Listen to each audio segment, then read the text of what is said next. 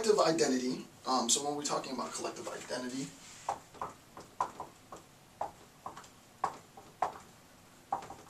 right, collective identity refers to stories passed from generation to generation. This suggests the mutability of identity.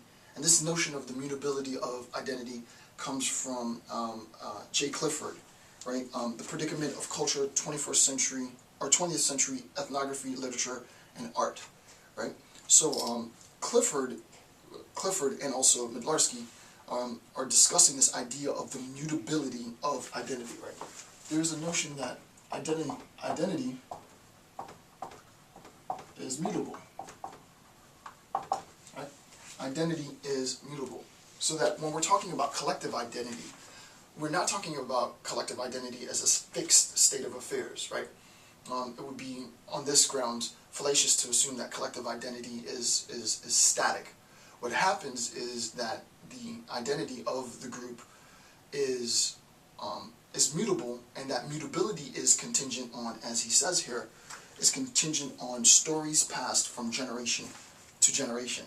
Now, with respect to generational grievances, obviously, you can imagine that if the stories being passed from generation to generation are of another ethnic group's attempt to oppress or suppress my ethnic group, then what ends up happening is that the mutability of that collective identity becomes increasingly hostile, right?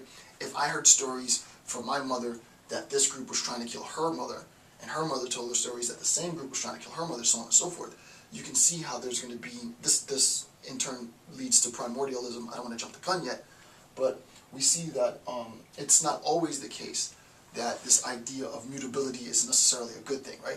Mutability assumes that sometimes the collective identity of the group can change to be more accepting, more accepting, or less accepting, depending on the nature of the stories that are being told, right? So again, collective identity refers to stories passed from generation to generation, and this suggests the mutability of collective identity. Again, this was discussed by both Mutability and J. Clifford. Okay, next part, obviously language. Right? Language is a key identifier, right? Language is a key way of distinguishing in-group from out-group. Who is part of my affiliated ethnic group, ethnic population, who is not part of my affiliated ethnic group, ethnic population, right? So language factors into that a lot. He doesn't really stress language too much in the chapter, however. He does, however, talk extensively about territorial attachments, right?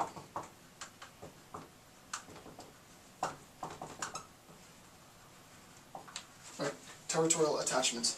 So this idea of territory and the way that individuals gain identity because of geography, right, and the complications and the conflicts that arise from territorial strife and from geopolitical strife is well documented, right? The idea of Nazi Germany's concept of Lebensraum, where there's a living space, right, a space that is required for people of the fatherland to occupy, right, and other people who aren't members of my group are infringing on my right to that land. You can see how geography and territorial, the conference of identity through territory becomes extremely problematic in exacerbating intrastate conflict to the level of interstate and obviously international conflict, right? So whether we're talking about international conflict or ethno-political conflict, this idea of territorial attachment plays heavily into international war. Okay, next, number 5, is the ethnic community. Right? The ethnic community. And Mutability says that the ethnic community exists denotatively, and it is contingent on literacy, transportation, communication, right?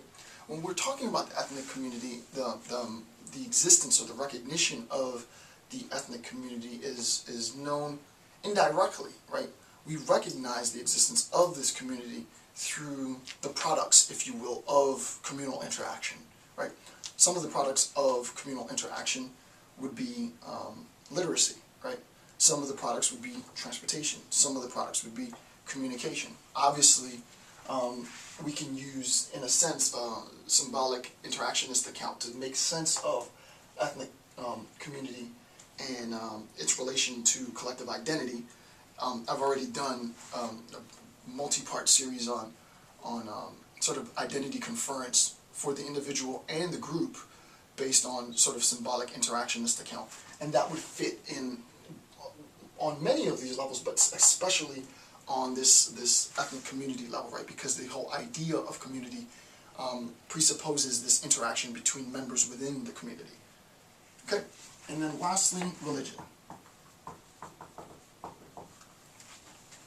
All right, so we have six elements of collective identity, and it's the incorporation of these elements that we'll find out between groups, right? Between various or warring ethnic groups are going to lead to an escalation of conflict, regional conflict or interstate conflict. All right.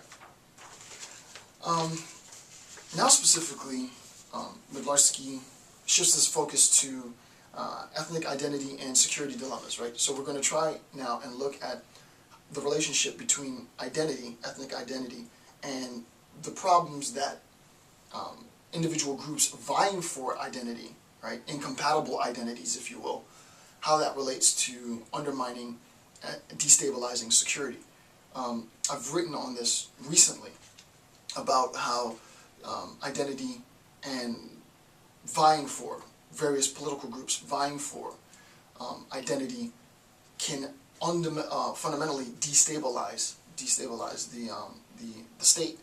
And what I'm going to do is I'm going to go through and give you some examples of this momentarily, right? So ethnic identity and security dilemmas. All right. So this is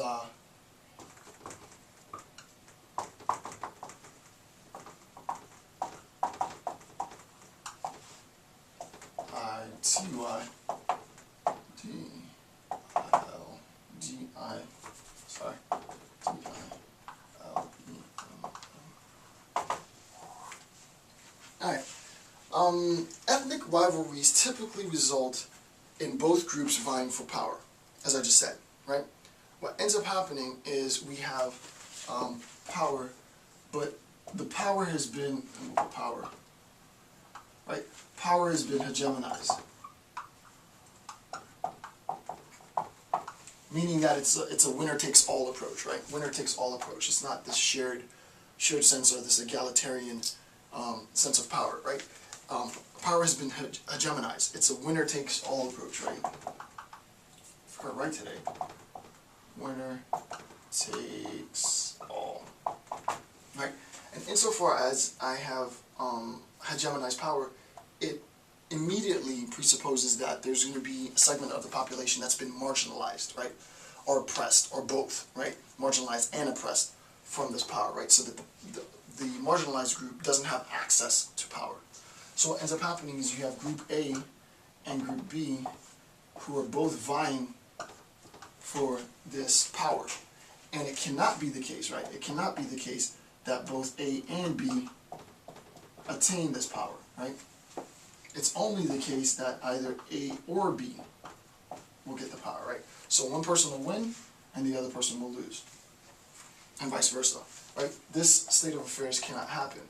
So what ends up happening is, and this concept, ethnic rivalries typically result in both groups vying for power. This comes from Posnan in an article titled "The Security Dilemma in Ethnic Conflict," right? And you can see what ends up happening, right? The rivalry, as we vie for power, as we get closer to the attainment of power, the conflict between us, right? The conflict is going to be escalated, right? So that the conflict, and we're talking about ethnic rivalries, so ethnic conflict, C-O-N-F F-L-I-C. Ethnic conflict is going to increase as rivalries